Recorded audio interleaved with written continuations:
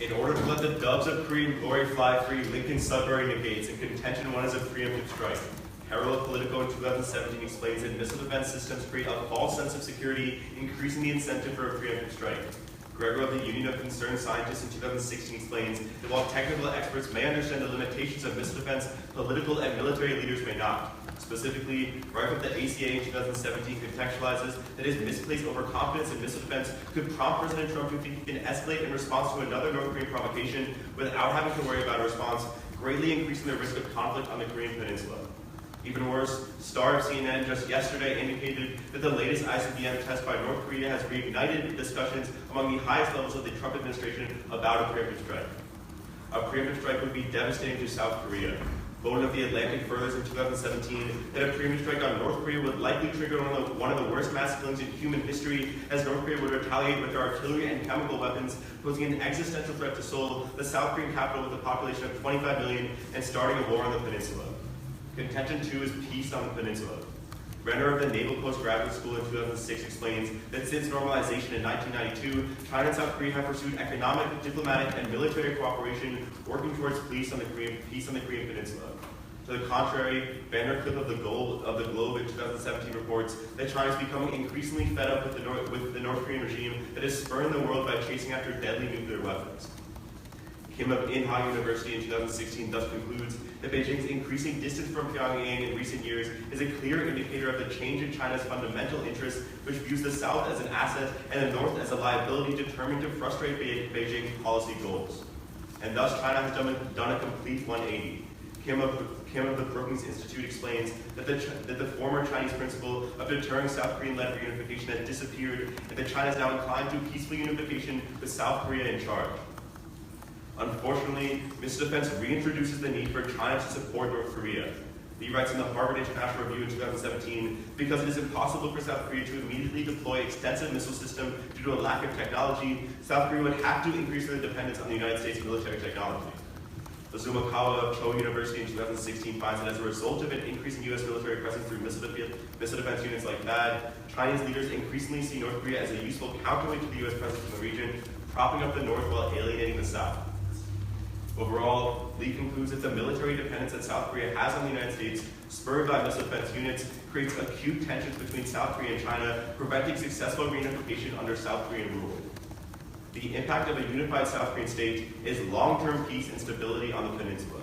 Metzel of the China File in 2017 finds that China's fear of a reunified Korea allied to the United States has been the primary driver behind Beijing's pro-North Korea policy for decades.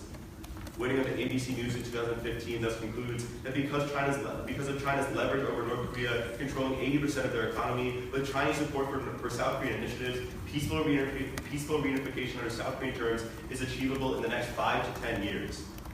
This is vital, as Revere of the Brookings Institute writes that South Korean-led reunification would remove the major challenge to peace and stability in Northeast Asia, because there would no longer be a state with an ideology steeped in threat and provocation. No longer would the peninsula's neighbors need to worry about the threats and proliferation of nuclear weapons. Bolton of the American Enterprise Institute in 2017 explains that reunifying the Koreas and effectively taking the Kim regime out of power is the only way to defuse the North Korean crisis. End the 60-year war again.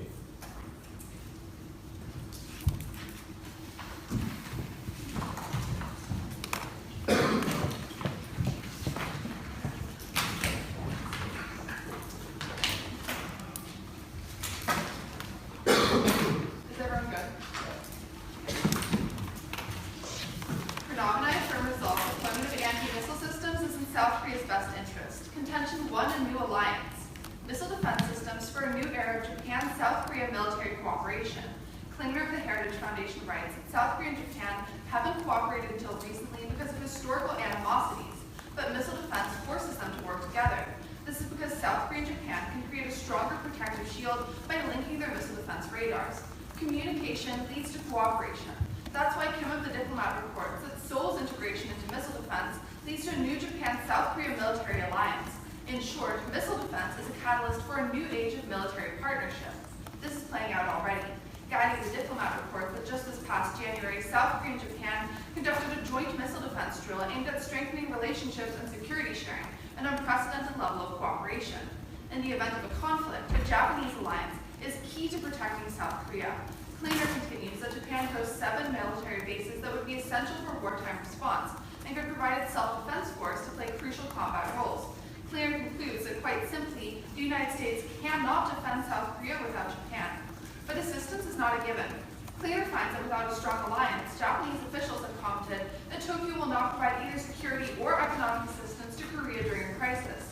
It makes sense. Without an alliance, Japan won't want to involve itself in war and become a potential target. Missile defense changes this, setting the stage for a stable South Korea-Japan alliance that Wicker of the National Interest finds provides a foundation for stability in East Asia. Contention 2, protection. According to Octos of the New Yorker, in the past 6 months, tensions on the Korean Peninsula have reached a level unseen since the end of the Korean War. This is because North Korea's weapons program has crossed a red line. According to Masha of the Business Insider, 2 weeks ago, North Korea tested their first hydrogen bomb, their most powerful weapon yet. Even worse, Octos adds that North Korea now has missiles capable of hitting mainland United States. These changes have transformed the conflict. Rock U.S. News finds that North Korea's new capabilities make a preemptive strike by the United States almost inevitable. It makes sense. The U.S. will never accept the danger of a North Korea with the capacity to destroy it. So the U.S. will swoop in to destroy the North's nuclear capability. Already, Defense Secretary Mattis has declared that America plans to launch a massive military response to northern provocations. It's not just the U.S. though. The new weapons also make North Korea more likely to attack. Joseph of the National Review explains that North Korea's goal has always been reunification of the Korean Peninsula. With his new weapons, Kim Jong-un believes that he can threaten the U.S. with nuclear destruction, thus deterring the U.S. from assisting Seoul when the North moves south. That's why Joseph reports that the North may soon strike the South, since with the U.S. out of the picture, it believes its chances of success are much higher. Thus, Ralph of U.S. News writes that war with North Korea may now be inevitable. For the South, war would be devastating. On of Truth that explains that because of South Korea's vulnerability to northern attack, any military conflict would instantly kill a third of South Korea's population. But that doesn't have to be the case. Macias of Business Insider writes that anti-missile systems can blast incoming missiles out of the sky, protecting the South Korean people during war. To ensure effectiveness, South Korea has interwoven multiple missile defense systems to create a strong layered barrier capable of stopping all types of incoming missiles.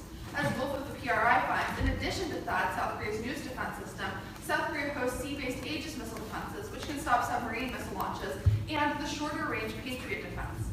Even if the North uses all of its missiles, South Korea would still be protected. Element of John Hopkins writes that even if all possible northern firing brigades were employed, there would still be a 90% chance that not a single missile would land in South Korea. Simply put, missile defense protects millions of South Koreans when they need it the most. I'm ready for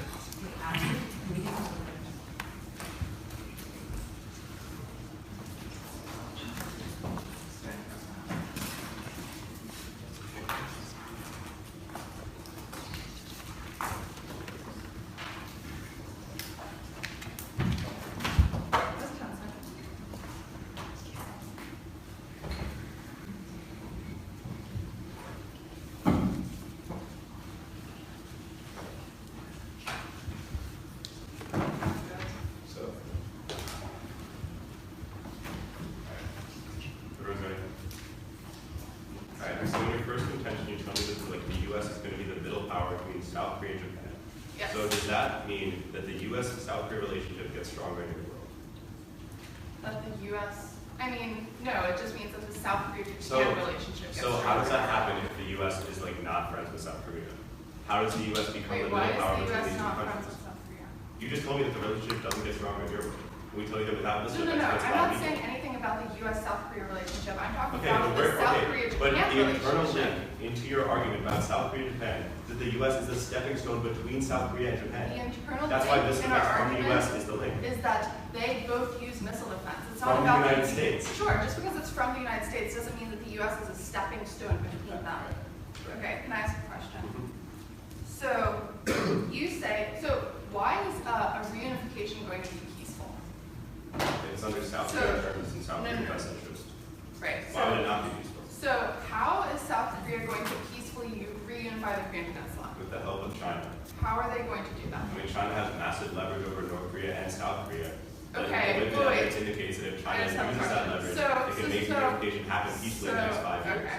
So you're saying that if we try to reunify the Korean Peninsula, North Korea is going to be fine with that and not going to want to attack back? Who are they going to attack? South Korea. South Korea is reunified with North Korea. Wait, What's going to happen? that's after Like, they Kim Jong-un is reunify. saying, I'm how- talking about the process of Okay, can you tell me that, reunification, can you right? tell you that China has enough leverage to make North Korea do it? How are they going to do that? With like every type of sanction you can think of. With They can sanctions. fire Okay, on so it. your impact But is also, about like, international. China sanctioning North But it's Korea. also international leverage. International leverage? I mean, What does the that idea mean? is that like China is the only real ally of North Korea. Okay. So if they stop it, So, like a lot. wait, so you're saying that China is going to be like, we want you to join up with South Korea now. And North Korea is going to be like, sure, you're my ally. I'm fine with North that. Korea's going to have to. That's what the living evidence. Why is. do they So you have to respond do that? Let me ask you a question. Wait, can you So just on your- explain why they have to? We've been around this for a while. Let me ask you a question. Okay. So on your second intention of protection, you're reading the element evidence, Yes. saying that layered missile defense works 90% of the time. No, that is not what the elements Or, evidence like, says. no, The it element shoots evidence 90% of says the that stuff. 90% Yeah, of the that's time, fine. not a single missile That's fine. hits. So Okay. how is that evidence, like, how does it come to that conclusion? What's the methodology? It talks about what would happen in a wartime situation with North Okay, Korea no, and that's not the South Korea. methodology. What Elman does is he assumes that every single missile defense system, like Patriot and Aegis and THAAD, all have an 80% success rate. Then based off that, he concludes Okay. that 90% of the time, no missiles go through. So if we can prove that missile defense systems, like you talked about, are 80% effective, I mean, that if you doesn't can matter. prove that missile defense doesn't Okay. protect South Korea, then yeah, you wouldn't. So if have we just, like, missile respond to, defense like, South Korea. Patriot doesn't work, Aegis doesn't work, then like how do you get attacks? Well, our case is about those systems working, so if you can say they don't work, Okay. yeah, you wouldn't win. Yeah.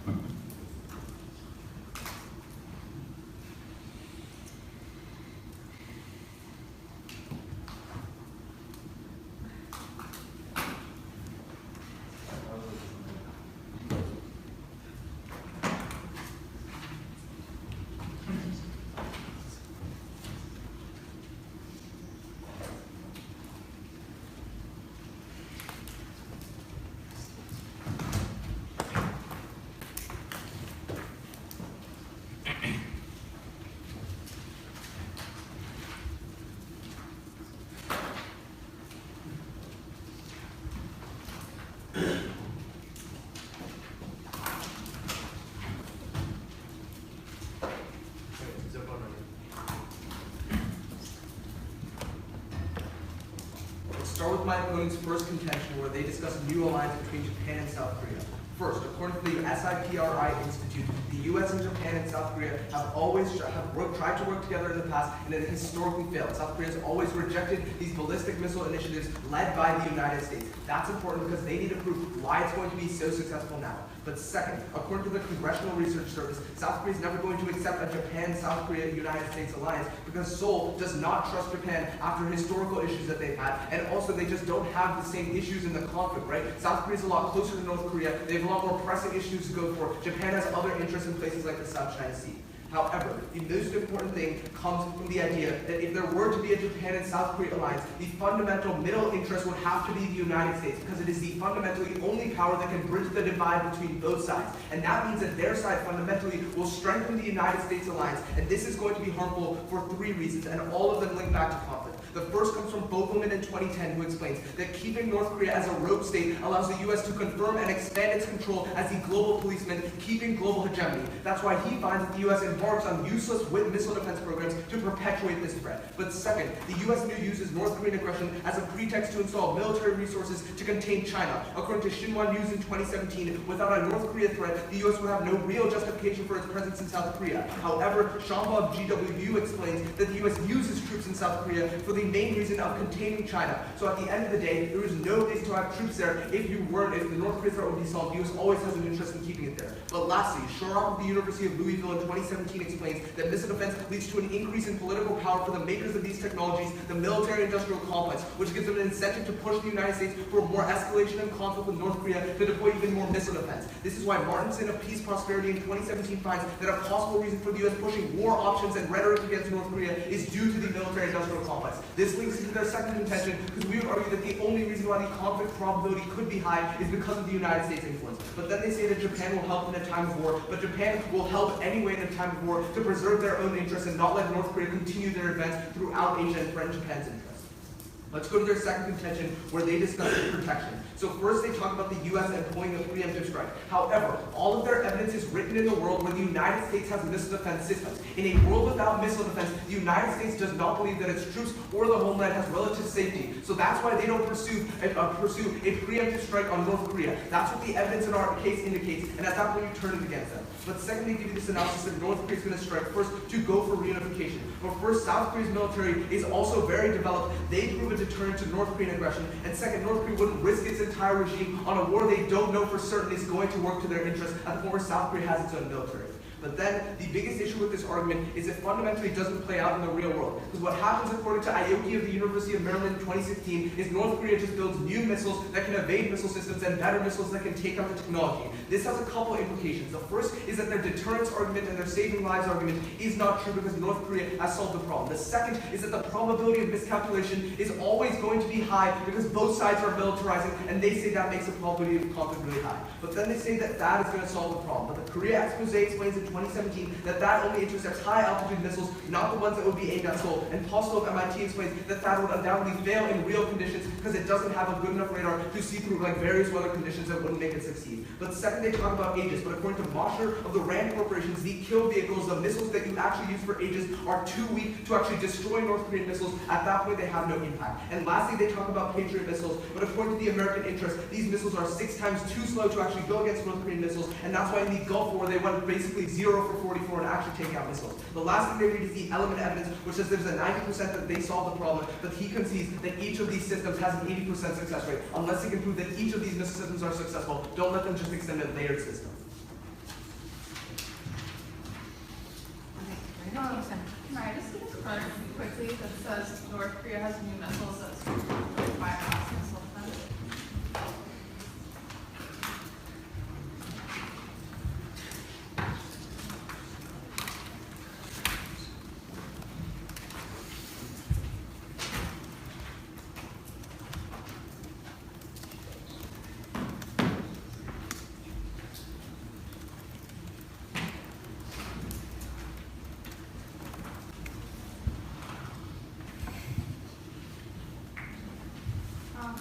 Here's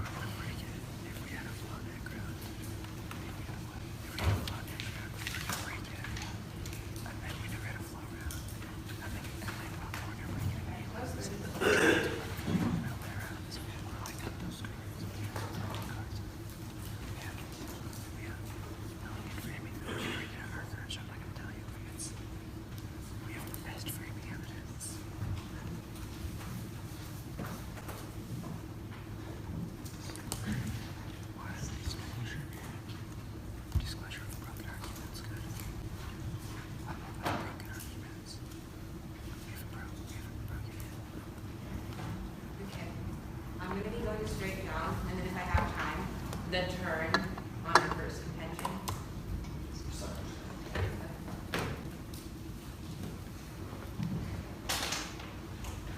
Start off with their first contention, where they talk to you about the United States taking up preemptive strike. First of all, with or without missile defense, America will be aggressive against North Korea. Because Octos explains that North Korea now has developed a hydrogen bomb capable of wreaking havoc on America.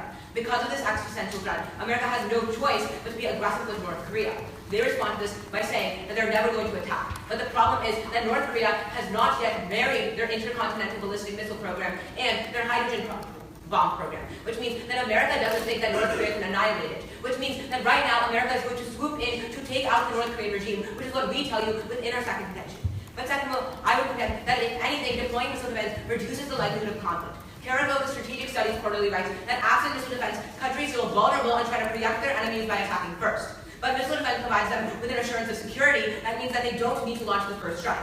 For example, in 2006, the United States considered striking North Korea after a nuclear test, but ultimately decided not to because its missile defense systems give it a guarantee of security. This turn outweighs theirs because it's empirically backed up. It's happened before, it's more probable to happen in the future. Go to their second contention, where they talk to you about the idea of China and how China is not going to be cooperative. First of all, realize that we've had missile defense systems since 1995, but it wasn't until now that China changed its decision-making calculus to be in favor of reunification. This clearly means that having missile defense doesn't affect China's decision-making calculus. If China wants reunification, it's going to do it in either world, just because it's in its strategic interest. But second of all, I would argue that China wants to reunify the peninsula for strategic reasons, it would be a lot more stable. They don't explain to you why missile defense would be an overwhelming priority over having a stable Asia as a whole. I would say that's a much bigger interest for China in the long term. But third of all, their link here is that missile defense is going to make South Korea more militarily dependent on the United States, which is going to somehow mean that China stops crushing them. This literally is absurd. The United States already has so many troops, they have a huge naval presence, the United States is already super allied with South Korea. South Korea is super dependent on them in the status quo. If anything, if China was scared of the United States' presence, deploying missile defense won't change anything, which is also a response to their turn on our third contention. But then, even if you do buy that China does start trying to pressure North Korea in a world with missile defense, uniquely starts just pressuring North Korea in a world with missile defense, they don't access their impact without reunification. In First Crossfire, the way they see this happens is through sanctions. But China will never have the leverage over North Korea to make a reunification possible for a couple of reasons. First of all, sanctioning North Korea just doesn't work. First, North Korea doesn't need China. Learner of Ohio State writes that North Korean leaders have maintained massive illegal trade networks for everything from weapons to counterfeit dollars. For example, their hydrogen bomb right now was 100% indigenously made. Clearly, they don't need China. But second of all, even if sanctions do work, North Korea is used to the pressure. Fisher of the New York Times explains that Chinese pressure won't deflect North Korea because one thing it's especially good at is absorbing pain. Even a total trade ban would impose less suffering than North Korea has endured before. In the 1990s, the Soviet Union collapsed and 10% of North Korea's population died. They still kept developing their nuclear program. This is a person who would rather starve his own people than stop his nuclear program. Clearly, they're not going to reunify. But finally, North Korea will never give in. Fisher furthers that sanctions cannot persuade a government to sign its own death warrant. If North Korea really believed that sanctions were going to be effective, they would just strike South Korea or do something really big. This literally doesn't make any sense. Finally, make them prove to you how, suddenly in a world of missile defense, there's going to be a peaceful reunification of the Korean Peninsula. This is the biggest thing that North Korea doesn't want. How is deploying missile defense suddenly going to mean this all happens and it all works together? But at the end of the day, even if you don't buy any of this, we would contend that our second contention about protection outweighs this argument for two reasons. First of all, we tell you that it's a lot more probable. North Korea is literally never going to agree to reunification peacefully, but we do tell you that but when a missile defense system is in place, it's always shooting down missiles. It's a lot more probable. But second of all, realize that things like peace deals that come as a result of diplomacy can fall apart. But a missile defense system provides long-term stability for the Korean people.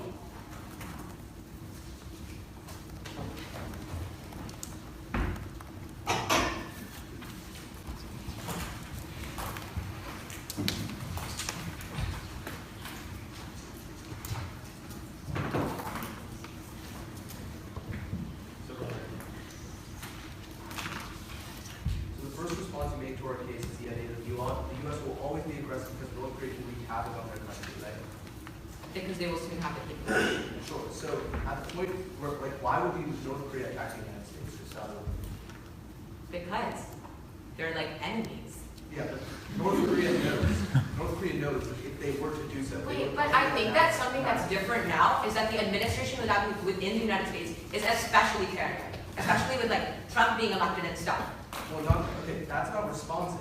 My argument is that North Korea itself will not just go after the United States. It doesn't matter what North Korea will do. It's what the United States is thinking. Okay, so it is what the United States think. Wait, really quick. Yeah. It's what the United States is thinking and what the United States is doing on the ground. I would tell you that the United States believes pretty clearly that North Korea is. Okay, well then that wouldn't make a lot of sense given the fact that they literally like pushed for a plan for massive military responses to North Korea. Yeah. So it's not holding up in the real so world. the reasoning behind that strike, right, is if the United States did not believe that their homeland was relatively protected, why would No. The problem with this is that we've had missile defense since 1995. But the calls for a preemptive strike haven't arisen until recently when North Korea developed a hydrogen bomb. What has changed is not the presence.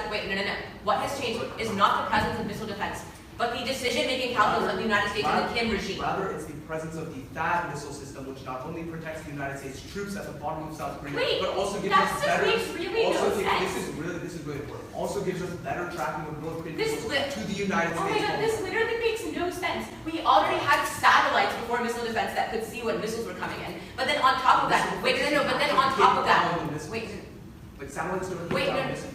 That doesn't. You were talking about the radar, so that was a response to that. But then in terms of the idea that like missile defense is making America more overconfident, like the first missile defense systems that were installed were to protect American bases. That's why missile defense was invented. Well, how good were those missile defense systems?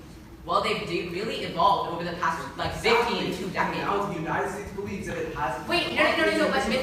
But missile defense hasn't just become great like 2 years ago. Like we've had really good really good PAC-3 systems and Aegis systems before that. PAC-3 is near Seoul, not near the U.S. bases, and definitely. No. But at first, I'm saying that these bases were deployed to protect Seoul. But can I ask a question because we've been on this for like 2 minutes. Okay. So you read this like massive disadvantage turn about how the USA-South Korea alliance is going to be strengthened. How much more? How much more? So here's the thing, right? At the point where the lead evidence in our case specifically. Wait, I don't care about the lead evidence. Logically, tell me how much more this alliance is going to be strengthened. Significantly. Is that what you want? No, because they already have so many other systems in the area. Why is deploying a system that literally shoots bullets out of the air going to suddenly make two countries that have been aligned for the past 60 years best friends?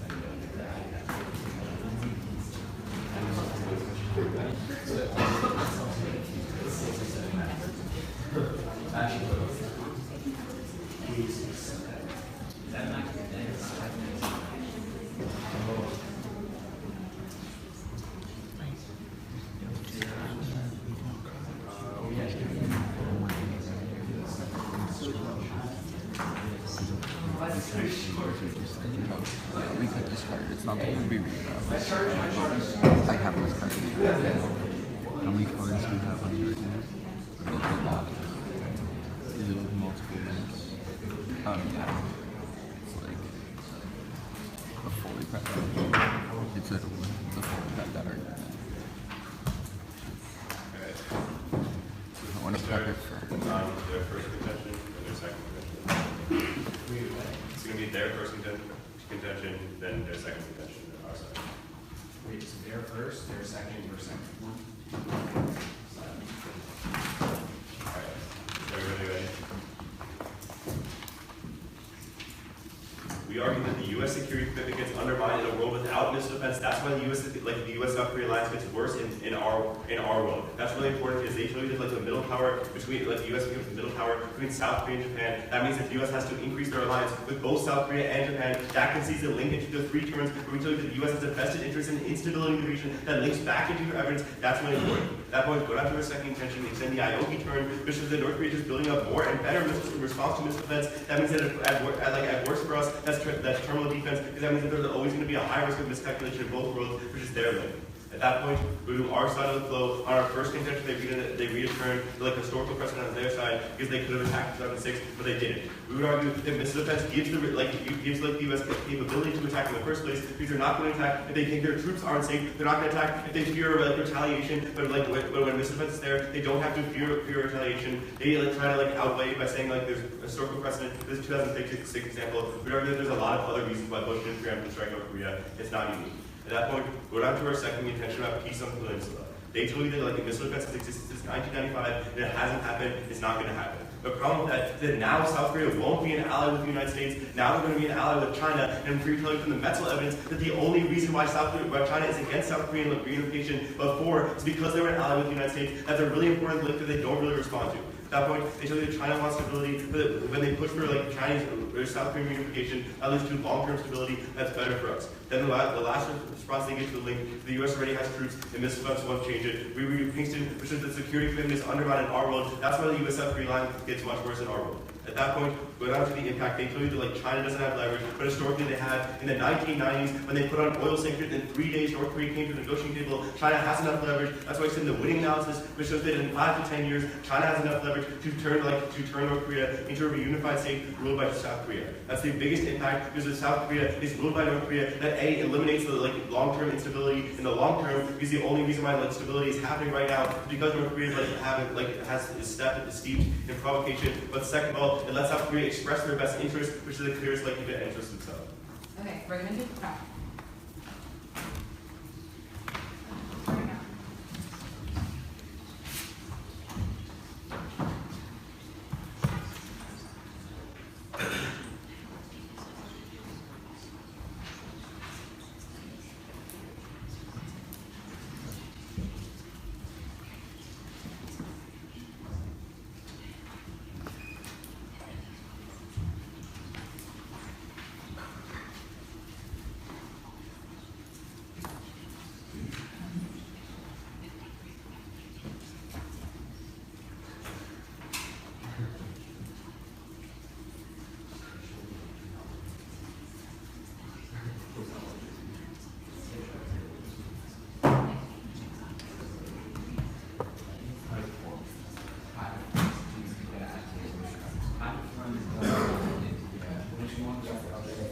I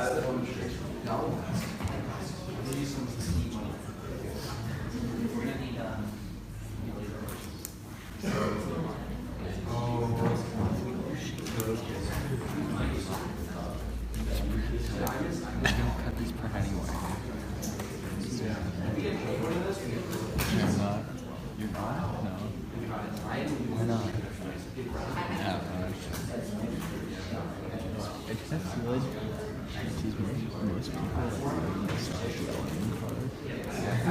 feel like it's PSA, there's no getting this trial. No, then I can't read my 4-point response. People still read it and you just try to frontline the 4-point response. It's the true response. Yeah. At least 3 of them are true. I just did that in case they dropped it. Because everyone's gonna have responses to the first 3. What is it? What's what? It's just 4 reasons only in the top.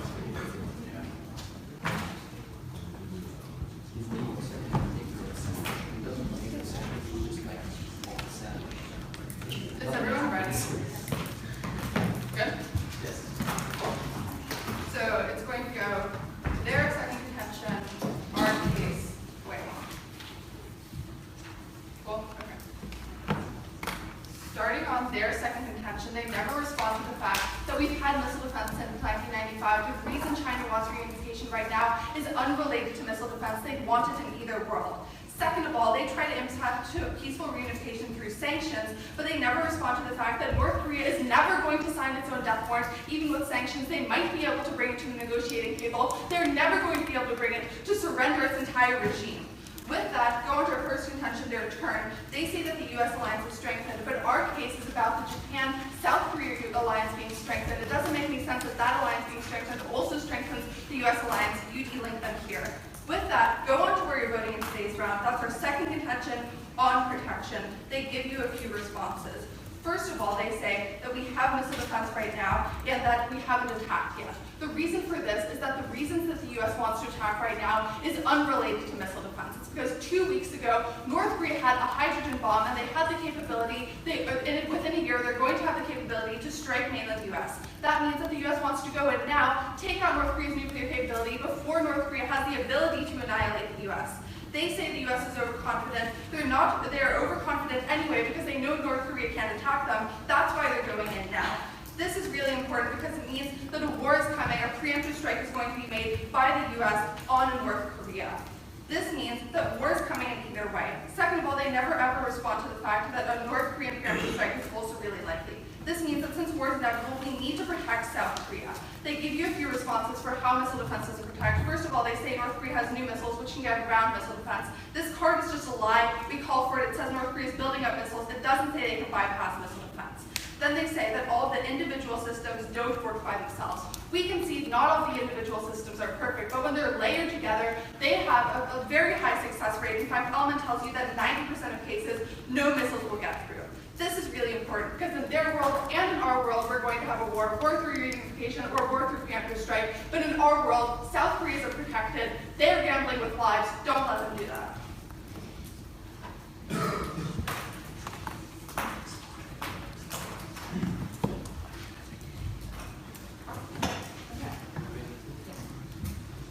So in the summary, you said the announcement that North Korea is going to do a preemptive strike, right? No, that the United States would. I'm pretty sure it's on that side, right? I mean, okay, so we're telling you that either U.S. is going to do preemptive strike or North Korea. So yeah, so let's talk about North Korea, right? I mean, you didn't ever respond to a rebuttal. I did respond to the rebuttal. How did you respond to a rebuttal? Well, it's basically one big response that the South Korean military still provides an excellent deterrent against the North Korean attack. And the South Korean Okay, sure. So then just U.S. preemptive. Just the U.S. Okay. Can we ask you a question now? So, how is China going to get this peaceful reunification? Can you just talk about that a little more? Yeah, so they're basically they're going to use their leverage over North Korea, which involves things like sanctions, No, right? no, no, but how does that lead to a peaceful reunification? Okay, so when you say North Korea is going to lash out, the issue with this is just historical precedent. When China has closed the door to them, when they have been isolated, they have come to the negotiating table. No, no, I'm saying it doesn't matter if they come to the negotiating table, because very soon, it doesn't matter if they come to the negotiating table. Remember what I told you in the Bible. If North Korea really felt that their regime was going to collapse as a result of sanctions, they would do something drastic like attack, because they don't want to lose all of their That's power. wrong because it's just not backed up by any historical precedent. North Korea knows. Okay, it so really- your historical No, no, precedent. listen, can I just explain one more?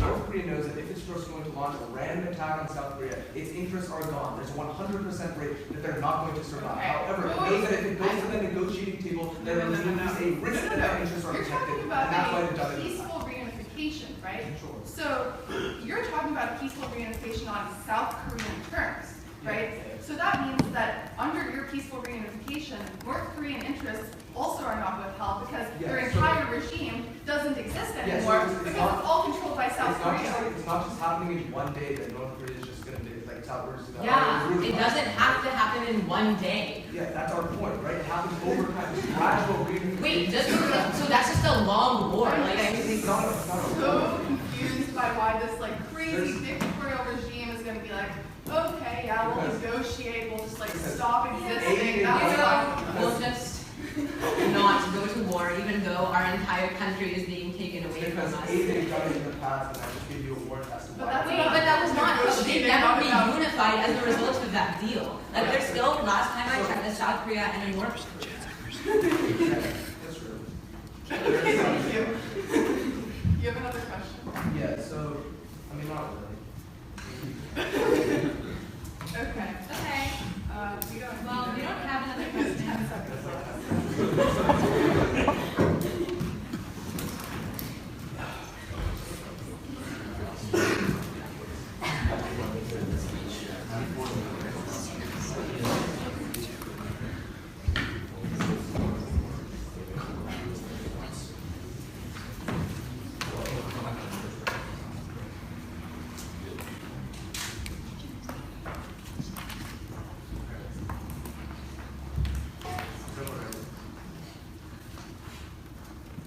Let's start with the turn on their first contention about U.S. influence growth. Their only response in summary is the idea that the United States doesn't have to do it between South Korea and Japan. A, we tell you they have to do so because that's the only way that South Korea and Japan will actually come together. And B, just the analysis that missile defense brings them closer to South Korea is a reason why the relationship gets strengthened. Don't let them respond to this warrant in second final focus because it's fundamentally too late. And we tell you that the U.S. leads to the instability that causes all of the risks of conflict in their second contention. That outweighs because they say the probability of war is high. We tell you that's because of United States influence, the easiest way to vote. Let's go to their second contention, which deals with protection.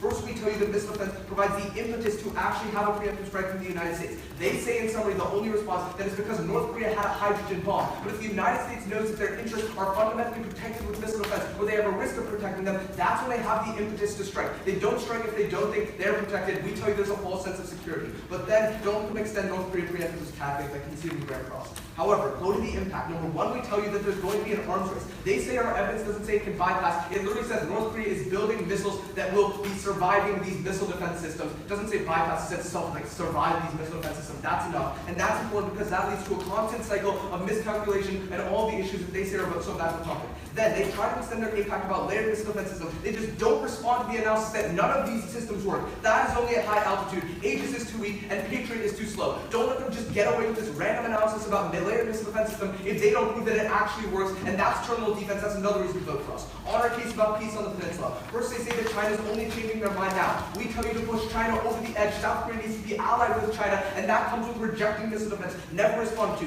Their only other response is the idea that North Korea will not actually reunify. A, they concede in their last speech that we might get from the negotiating table. Getting them to the negotiating table is still a risk of success because it decreases the probability of war breaking out. But second, the winning evidence tells you that China has significant economic oil leverage on North Korea. That means reunification can happen in 5 to 10 years. Historical precedents in the 1990s and 2003 show you that North Korea comes to the negotiating table when faced with international isolation. So at that point, their analysis doesn't make sense.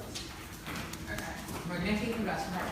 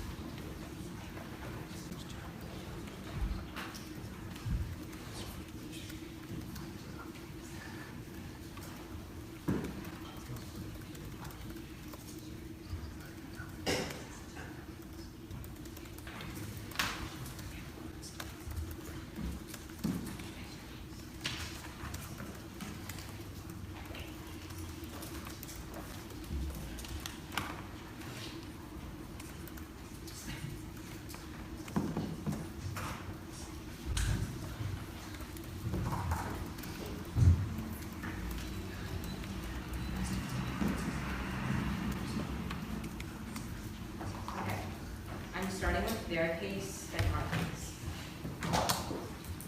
Is everyone good? Okay.